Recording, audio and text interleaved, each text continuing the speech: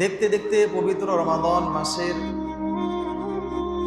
প্রায় ১৬ রমাদান শেষ পর্যায়ে, বলা যায় দেখতে দেখতে প্রথম দশক, দ্বিতীয় দশক শেষ, প্রায় শেষ পর্যায়ে। এই যে ১৬টি রমজান আমাদের জীবন থেকে অতিবাহিত হলো, আবার পুনরায় আগামী বছর ১৬টা রমজান আমরা পাবো কিনা এই গ্যারান্টি আমরা কেউ দিতে পারবো না।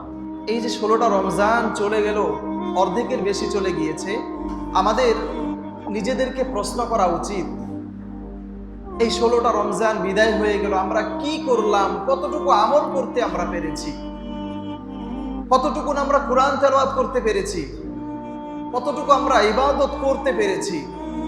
যেই রমজান মাস আমাদের মাঝে এসেছিল আমাদেরকে তাকওয়া শিখাতে, তাকওয়া অর্জন করার জন্য এসেছিল, আমরা কতটুকু তাকওয়া অর্জন করতে পারলাম। এভাবে নিজেদেরকে প্রশ্ন করা উচিত। আগামীতে রমজান পাবো এই গ্যারান্টি আমাদের কারণ নাই, কেউ আমরা এই গ্যারান্টি দিতে পারবো না। ১৬টা রমজান চলে গেল, আমাদের কেমন জানি অনুভূতিতে কোনো কাজ করে না, মানে যাচ্ছে তো যাক না, সমস্যা কি, এই হচ্ছে আমাদের অবস্থা।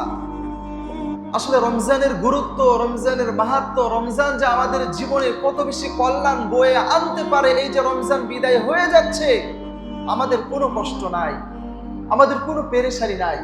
প্রিয় উপস্থিতি, ১৬টা রমজান চলে গেল, আমরা এই রমজানের শুরু থেকে এই পর্যন্ত যা করেছি, যা করতে পেরেছি, যতটুকু আমল করেছি, ব্যাস এবার একটু থেমে যাই। কারণ যদি আমরা হতাশ হয়ে যাই, নৈরাশ হয়ে যাই, তাহলে আমরা কল্যাণ থেকে বঞ্চিত হয়ে যাব। কেন? কারণ সামনে আমাদের শেষ দশক আছে।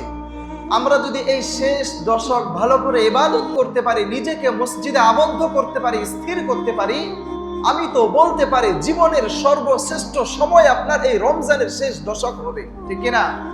রমজানের শেষ দশক হবে। এই জন্য নিজেকে প্রশ্ন করেন, নিজেকে জিজ্ঞেস করেন, রমজান মাস দেখতে দেখতে অর্ধেকের বেশি শেষ হয়ে গেল, কতটুকু আমল করলাম, কি করতে পারলাম, আমি কতটুকু তাকওয়া অর্জন করলাম, কতটুকু আমি কোরআন তেলাওয়াত করলাম, কতটুকু আমি বান্দা আল্লাহর কাছে প্রিয় হতে পারলাম।